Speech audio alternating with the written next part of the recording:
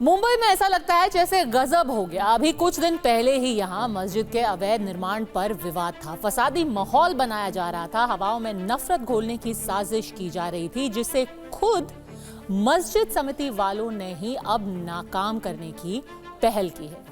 हम आपको दिखाएंगे तस्वीर धारावी इलाके की उस मस्जिद की। नाम है महबूबे सुबानिया। मस्जिद में अवैध निर्माण की शिकायत थी, लेकिन मस्जिद समिति और यहां रहने वाले लोग इसे मानने को पहले तैयार नहीं थे। लेकिन पिछले कुछ दिनों में बीएमसी सख्त हुई, वैध अवैध का फर्क समझाया गया, तो शुरुआती टालम टोल के बाद मस्जिद समिति ने भी अपनी गलती मान ली। इसका नतीजा यह हुआ कि जिस अवैध ढांचे को गिराने के नाम पर पत्थर बरसाए गए थे, बीएमसी पर हमला किया गया था, उसे आज पहले हरे पर्दे से ढका गया और फिर खुद ब खुद मस्जिद वालों ने ही हथौड़ा चलाना शुरू कर दिया। अब सवाल ये कि इस मस्जिद में अवैध है क्या जिसे अब गिराया जा रहा है, तो उसे भी आप समझ लीजिए। इस मस्जिद की ये गुंबद जो 30 फीट ऊंची है वो अवैध है। इस गुंबद को अब गिराने का काम जारी है। इस मस्जिद के कुछ और हिस्से जैसे दुकानें और कुछ दूसरे निर्माण भी गैर कानूनी तौर पर बनाए गए हैं। ऐसे में अब अवैध गुंबद के बाद इनकी भी बारी आएगी। फिलहाल जिस अवैध निर्माण को जमींदोज किया जा रहा है, उस पर टीवी 9 संवाददाता राजीव सिंह की ये रिपोर्ट देखिए ग्राउंड जीरो से। मुंबई के धारावी इलाके में 2 सप्ताह पहले एक मस्जिद के डिमोलिशन के लिए पहुंची बीएमसी की टीम पर पथराव किया गया था। गाड़ियों में तोड़फोड़ की गई थी। लोग बड़ी संख्या में जो है सड़क पर उतर आए थे, जिसके बाद में लॉ एंड ऑर्डर की स्थिति पैदा हो गई थी। उसके बाद मस्जिद प्रशासन ने पुलिस स्टेशन में बैठकर बीएमसी अधिकारियों को लिखित में बात कही थी कि वो खुद आने वाले दिनों में, कुछ दिनों के अंदर जो है जो अवैध स्ट्रक्चर है मस्जिद का, उसे स्वतः डिमोलिश कर लेंगे। और इस वक्त आपको सीधी लाइव तस्वीरें मुंबई के धारावी इलाके के महबूब मस्जिद की दिखाते। आप सामने देखिए, यहाँ पर गुंबद के ऊपर आपको जो है कर्मचारी नजर आएंगे जो लगातार छीनी और हथौड़ी के जरिए गुंबद को तोड़ रहे हैं। और मस्जिद के चारों तरफ जिस हिस्से को तोड़ना है वहां पर हरे रंग का कपड़ा बांधा गया है। तस्वीरें आप देखिए, 4 से 5 लोग और भी यहाँ पर मौजूद हैं गुंबद के ऊपर, और लगातार ये तोड़क कार्रवाई जो है की जा रही है। दरअसल बीएमसी के मुताबिक जो मस्जिद बनाई गई है उसमें कुछ हिस्सा जो है अवैध है, और उसको डिमोलिश करने के लिए उन्होंने मस्जिद ट्रस्ट को पहले भी नोटिस दिया था, लेकिन शुरुआत में मस्जिद ट्रस्ट की तरफ से कोई कार्रवाई नहीं की गई। जिसके बाद में खुद बीएमसी की टीम धारावी में लगभग 2 हफ्ते पहले पहुंची थी, और उसके बाद जब यहां पर जैसे बीएमसी की टीम पहुंची, बड़ी संख्या में लोग जो हैं इकट्ठा हो गए मुस्लिम समुदाय के, और उनका कहना था कि मस्जिद जैसी जगह का डिमोलिशन नहीं होना चाहिए। अब इस एक्शन पर धारावी की मस्जिद समिति का तो कोई रिएक्शन नहीं आया है, क्योंकि मस्जिद समिति ने खुद ही अवैध निर्माण गिराना शुरू कर दिया है। ऐसे में जो नेता विशेष समुदाय के नाम पर सियासत कर रहे थे वो भी अब खामोश हो गए हैं। लेकिन धारावी में अतिक्रमण पर अंकुश की इस सुओ मोटो यानी स्वतः कार्रवाई से बीजेपी जरूर फ्रंट फुट पर खेल रही है। कांग्रेस और उद्धव ठाकरे की शिवसेना पर जुबानी चौके छक्के बरसा रही है। ये कुछ लैंड माफिया है, वो लैंड माफिया, लैंड जिहाद एक मूवमेंट चली है धारावी में। धारावी और आसपास में 1 डजन ऐसी इलीगल मस्जिद है, और उनका समर्थन करते हैं राहुल गांधी की कांग्रेस के लोग, और अभी नए नए जो हमारे टोपी लगाकर आगे आ रहे हैं उद्धव ठाकरे के लोग। यहाँ पर 3 अलग अलग व्यक्तियों ने के पास से ये जमीन खरीदी गई। सैयद सरदार अली, उनके पास 17 फुट 8 फुट का एक टुकड़ा था। शेख इकबाल अहमद के पास 11 बाई 10 फुट। कुरिल गंगादीन के पास 13 बाई 7 फुट। ये जमीन महबूब ये सुबानिया ने ली, और यहाँ पर देखते देखते 1200 स्क्वायर फीट 40 फीट ऊंचाई की मस्जिद बनाई। वैसे आपको बता दें कि धारावी की मस्जिद में अवैध निर्माण का ये विवाद नया नहीं है, पर बस बांटने वाली राजनीति अगर किनारे कर दी जाए तो कितना कुछ बदल जाता है, आपने खुद ही पिछले 9 दिनों में देख लिया। क्योंकि अभी 21 सितंबर को ही यहाँ क्या हुआ था याद तो आपको होगा, उसे एक बार फिर से देख लीजिए। ये वो तारीख थी जब मस्जिद के अवैध निर्माण को गिराने गई हुई बीएमसी की टीम पर हमला कर दिया गया था। 21 तारीख को सरकारी गाड़ियों को तोड़ दिया गया, बीएमसी अधिकारियों को पहले घेरा गया, उनका रास्ता रोका गया। इलाके में रहने वाले मुस्लिम समुदाय के लोग बड़ी संख्या में सड़कों पर आ गए। मरने मारने के लिए बातें होने लगी। ऐलान कर दिया गया कि कुछ भी हो जाए, मस्जिद का एक ईंट वहां से नहीं हटेगा। 21 सितंबर को अतिक्रमण और अवैध निर्माण के पैरोकार कह क्या रहे थे, आइए उसका भी टेप रिवाइंड करके आपको दिखाते हैं।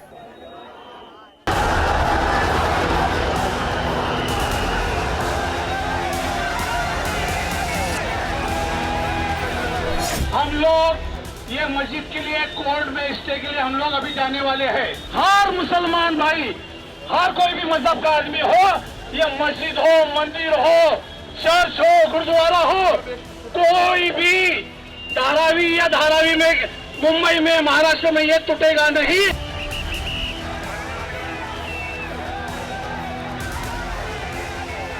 पूरे धारावी का संपूर्ण वातावरण ठीक है, मगर इसको खराब किया जा रहा है।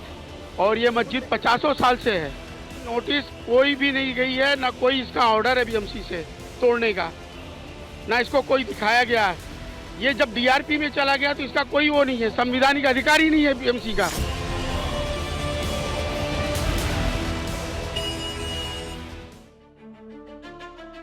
नोटिस दिया गया था, मामला कोर्ट भी गया था और ये सब लोग जो वहां अपनी राजनीतिक रोटियां सेक रहे थे, इन बात को जानते थे, समझते थे। पर पिछले 9 दिन में बस जरा सी समझाइश के बाद तस्वीर बिल्कुल बदल गई। जिन लोगों ने मस्जिद के गैर कानूनी हिस्से के लिए कानून तोड़ा, उन पर कार्रवाई भी की गई है, कई उपद्रवियों को गिरफ्तार भी किया गया है। लेकिन सवाल तो ये कि इसकी नौबत आई ही क्यों? ये कहानी 20 अगस्त को शुरू हुई। तब बीएमसी ने मस्जिद समिति को अवैध निर्माण पर नोटिस भेजा था। इस नोटिस में कहा गया कि अगर अवैध निर्माण को नहीं हटाया गया तो 5 सितंबर के बाद इस पर कार्रवाई की जाएगी।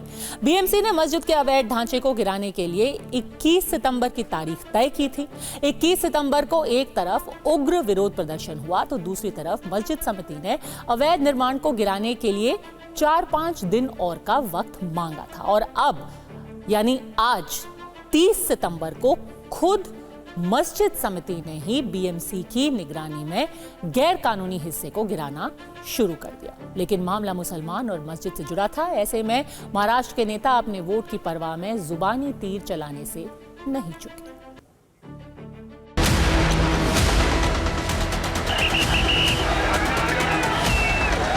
जो मस्जिद का इलीगल भाग है, जिसको तोड़ने के लिए आज मुंबई महापालिका बीएमसी के अधिकारी वहां पहुंचे थे, ये जिहादियों ने उधर उसको भी तोड़ने को दिया नहीं, उसको आगे जाके बीएमसी की गाड़ियों की तोड़फोड़ की है।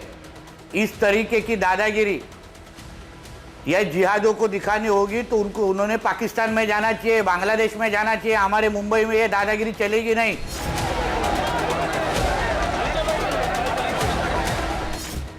जो मिंदे सरकार है, जो भाजपा सरकार है, उन्हें धारावी हो या मुंबई हो, अदानी समूह को ऐसे ही गिफ्ट करके देना है। जो एक साथ लोग आए, जो ताकत है, उसे तोड़ने के लिए हिंदू मुस्लिम वाद कैसे हो, इसी पे ये भाजपा सरकार का फोकस है। जहाँ जहाँ भाजपा हारती है वहाँ उनकी कोशिश होती है कि हारे कैसे ना, तो फिर हिंदू मुस्लिम जो एकजुट है वो तोड़ दे।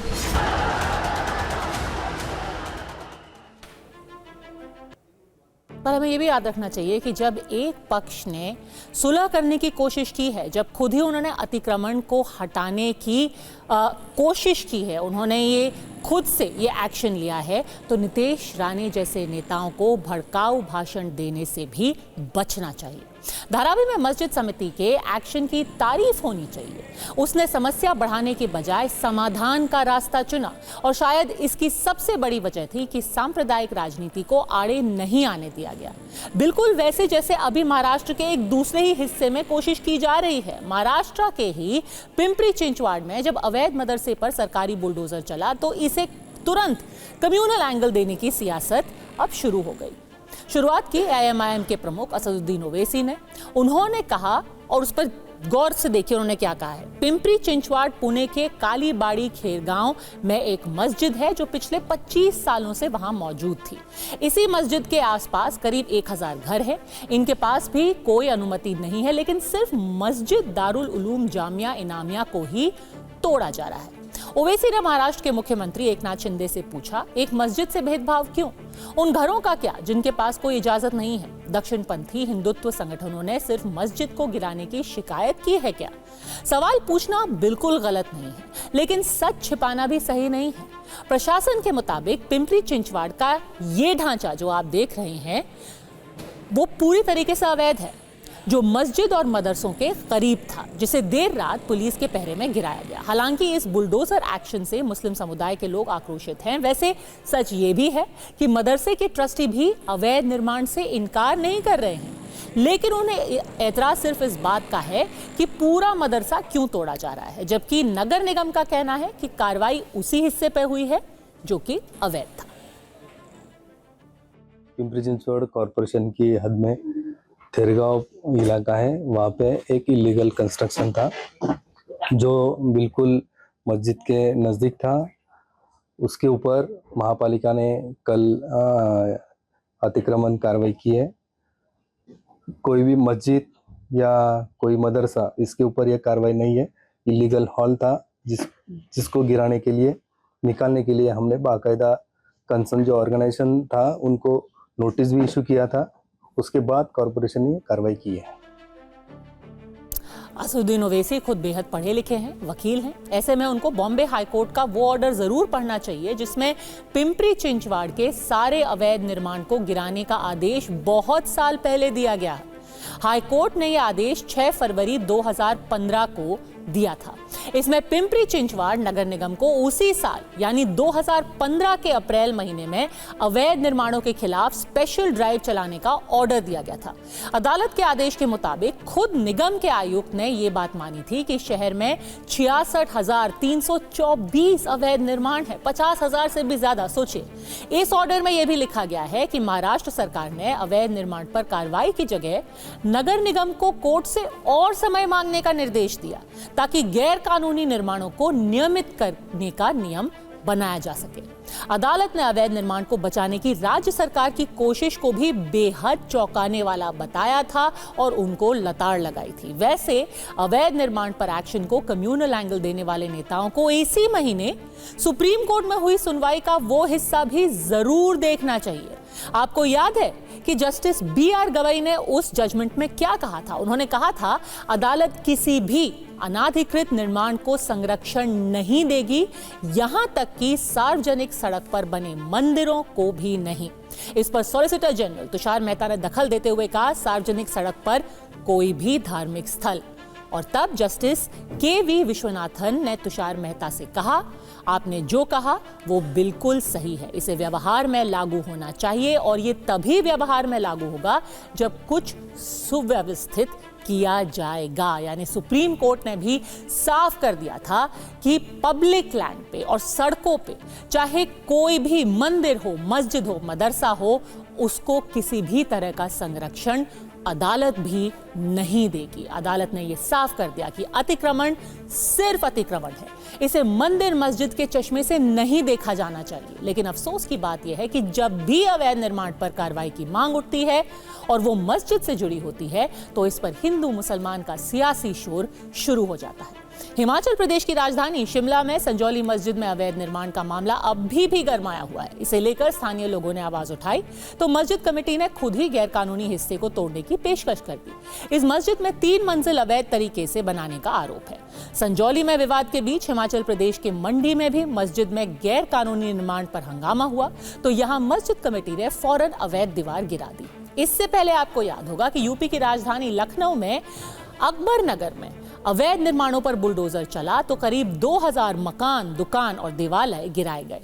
इनमें मंदिर के अलावा ये मस्जिद जिसकी तस्वीर आप देख रहे हैं वो भी शामिल थी।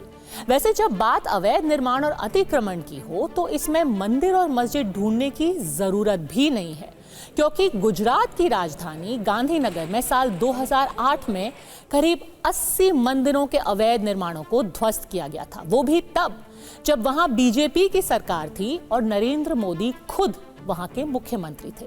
राजस्थान में भी वसुंधरा राजे सरकार के दौरान जयपुर में करीब 65 मंदिर गिराए गए क्योंकि वो सड़क के बीच बने थे। तब शहर के विकास के लिए रास्ते में पड़ने वाले देवालयों को गिरा दिया गया।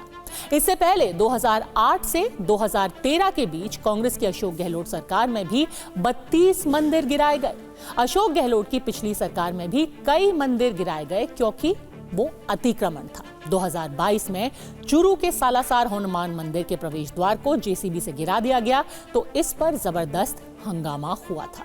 तो देश की परवाह के लिए अतिक्रमण पर एक्शन जरूर होना चाहिए और हर नागरिक को इसका समर्थन करना चाहिए। इस पर राजनीति बिल्कुल भी नहीं होनी चाहिए। लेकिन जब नेता अपने फायदे के लिए इसमें राजनीति घुसाते हैं तो सिर्फ माहौल खराब होता है। मुंबई के धारावी में जो हुआ है वो एक शानदार उदाहरण है। जब लोग सहयोग, समन्वय और समझदारी दिखाते हैं तो कुछ ऐसा ही होता है, मामले को आराम से सुलटा लिया जाता है। इजराइल और हिजबुल्लाह के बीच चल रहे युद्ध में नए खुलासे हो रहे हैं। नसरल्लाह की मौत कैसे हुई ये अभी तक सुरक्षा एजेंसियों के लिए एक पहेली बनी हुई है। सवाल उठ रहे हैं कि क्या अमेरिका पर भरोसा करना ही ईरान को महंगा पड़ गया, जिसकी वजह से इजराइल के लिए नसरल्लाह समेत हिजबुल्लाह के टॉप लीडर्स का खात्मा करना आसान हो गया।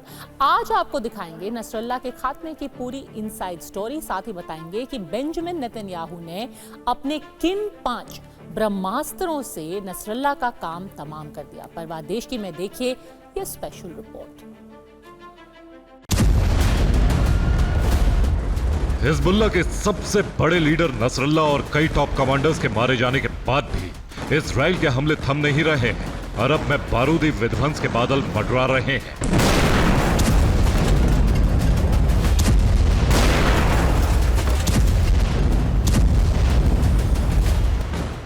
लेबनान में इजराइल के हमलों के बाद मिडिल ईस्ट में भयंकर तनाव। पूरी दुनिया हैरान है कि इतने सेफ लोकेशन में रहने वाले नसरल्लाह को इजराइल ने आखिर कैसे मौत की नींद सुला दी। अल्लाह अकबर।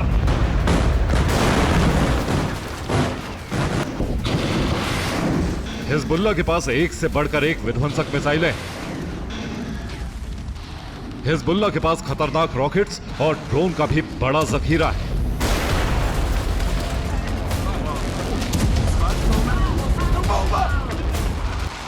ऐसे में यह सवाल हैरत में डाल देता है कि आखिर इजराइल ने इतने ताकतवर हिजबुल्लाह के खिलाफ कैसे नसरल्लाह के खात्मे का ऑपरेशन अंजाम दिया।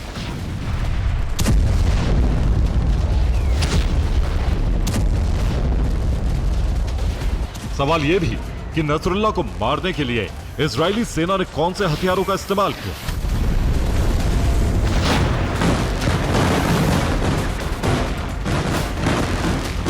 23 सितंबर की सुबह आईडीएफ ने एक बड़े ऑपरेशन की शुरुआत की।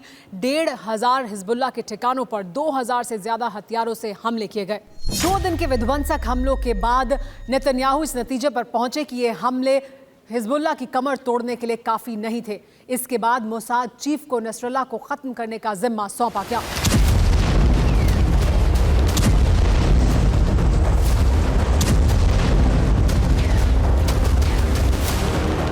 नसरल्लाह के खात्मे के लिए इजरायली खुफिया एजेंसियों और आईडीएफ के सामने सबसे बड़ा सवाल था पूरे ऑपरेशन की सटीक रणनीति और वो हथियार जिनके जरिए ऑपरेशन नसरल्लाह को अंजाम दिया जाना था।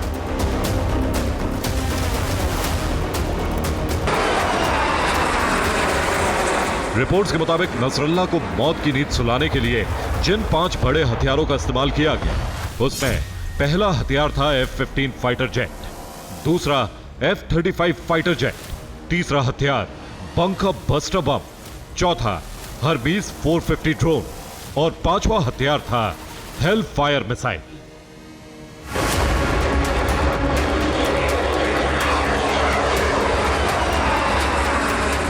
इन्हीं 5 विध्वंसक हथियारों के जरिए इजराइल ने हिजबुल्लाह के गढ़ में ही उसकी कब्र खोदी। दावा किया गया कि करीब 350 दिनों तक इजराइल की खुफिया एजेंसियां और इजरायली सेना के बड़े अधिकारी नसरल्लाह की एक एक लोकेशन को ट्रेस करते रहे। कई बार तो नसरल्ला को मारने की तैयारी भी की गई, लेकिन ऐन वक्त पर प्रधानमंत्री नेतन्याहू ने नसरल्ला के खात्मे के ऑपरेशन को रोक दिया। लेकिन इस बार नेतन्याहू ने नसरल्ला के खात्मे का ऑर्डर दे दिया।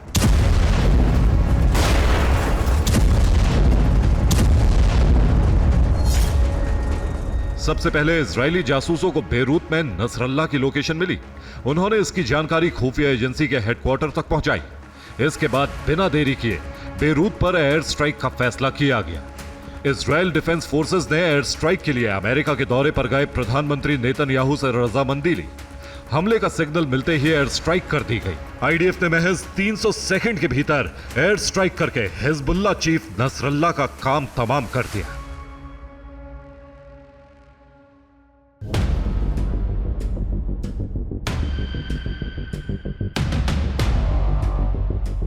रिपोर्ट्स के मुताबिक इजराइल के हमले से पहले अंडरग्राउंड अड्डे के भीतर नसरल्ला ने बैठक की तैयारी शुरू कर दी थी। लेकिन दूसरी तरफ इजरायली एयरफोर्स बंकर बमों से लैस F-35 जेट विमानों का इंजन ऑन कर चुकी थी।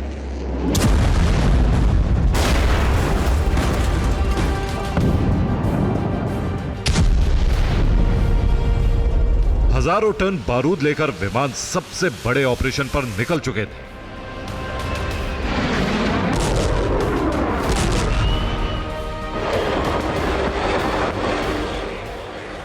कुछ ही देर बाद लेबनान की राजधानी बेरूत में बारूदों की धुआंधार बरसात होने लगी।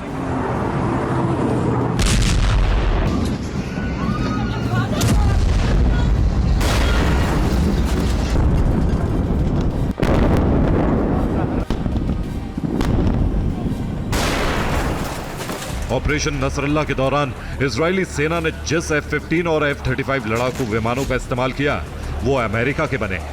इन्हीं दोनों फाइटर जेट से बंकर बस्टर बम गिराए गए।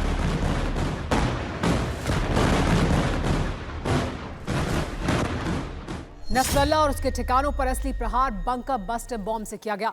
बंकर बस्टर बॉम्ब कंक्रीट की दीवारें और छतों को तोड़ते हुए जमीन के नीचे तक गए। 30 फीट नीचे तक कई धमाके हुए इन बंकर बस्टर बॉम्ब की वजह से। बंकर बस्टर बॉम्ब की वजह से ही उस बंकर में बड़ी तबाही हुई जिसमें नसरल्ला छिपा हुआ था। नसरल्ला की मौत दम घुटने की वजह से हुई क्योंकि बंकर बस्टर बॉम्ब वहां तक पहुंचा जहां पर नसरल्ला बेसमेंट में छिपा था।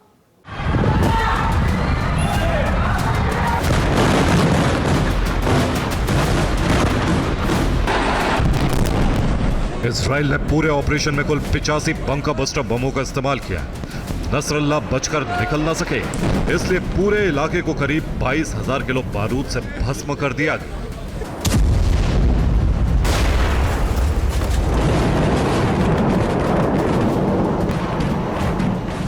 बंकर बस्टर बमों की ताकत का अंदाजा इसी से लगा सकते हैं कि यह बड़े से बड़े और सुरक्षित माने जाने वाले बंकर को पल भर में नेस्त नाबूद करने की क्षमता रखता है।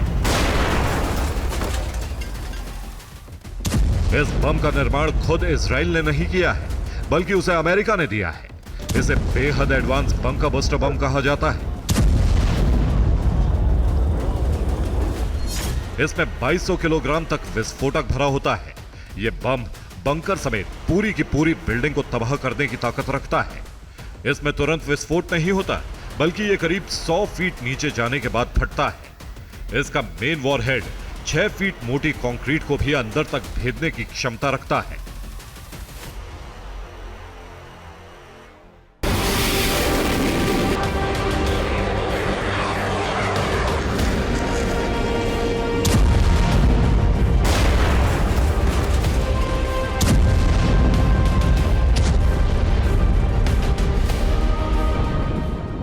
बंकर बस्टर बमों के अलावा इजराइल ने जिन हथियारों से नसरल्ला के गढ़ पर हमला किया उनमें हर्मेस 450 ड्रोन का भी इस्तेमाल किया गया।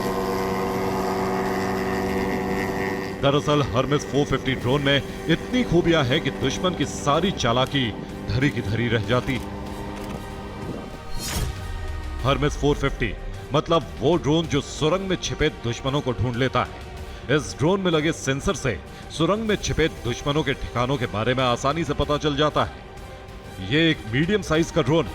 हर्मेस 450 ड्रोन करीब 17 घंटे तक लगातार उड़ान भर सकता है।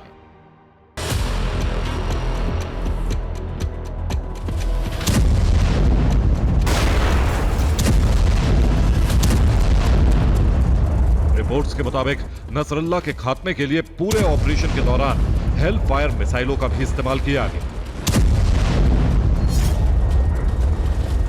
AGM-114 हेल फायर मिसाइल को भी अमेरिका ने इजराइल को दिया है। ये एक लेजर गाइडेड मिसाइल है।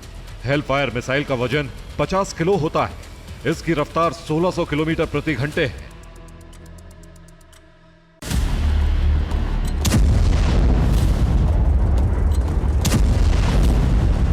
आपको याद दिला दें कि पिछले साल हेल फायर मिसाइल से ही गाजा में अल शिफा अस्पताल पर भी हमला किया गया था।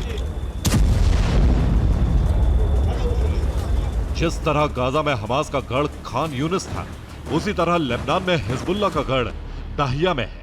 दाहिया के हेडक्वार्टर में इजराइल पर हमले की न सिर्फ प्लानिंग होती थी, बल्कि हमले का आदेश भी दिया जाता था। दाहिया में न सिर्फ हिजबुल्ला का सेंट्रल हेडक्वार्टर था, बल्कि यहीं पर हिजबुल्ला का इंटेलिजेंस हेडक्वार्टर भी है। इसीलिए दाहिया में हिजबुल्ला के बड़े नेताओं और कमांडर्स का आना जाना लगा रहता था। इजराइल ने इसी का फायदा उठाया, इंटेलिजेंस के जरिए हिजबुल्ला लीडरशिप को ट्रैक किया और एक एक कर दाहिया में ही सबकी कब्र खोदता चला गया। अल्लाह अकबर। मतलब ये कि 350 दिनों की प्लानिंग के बाद महज 300 सेकंड में इजराइल ने अपने सबसे बड़े दुश्मन नसरल्ला को मौत के घाट उतार दिया और इस तरह ऑपरेशन न्यू ऑर्डर को पूरा किया।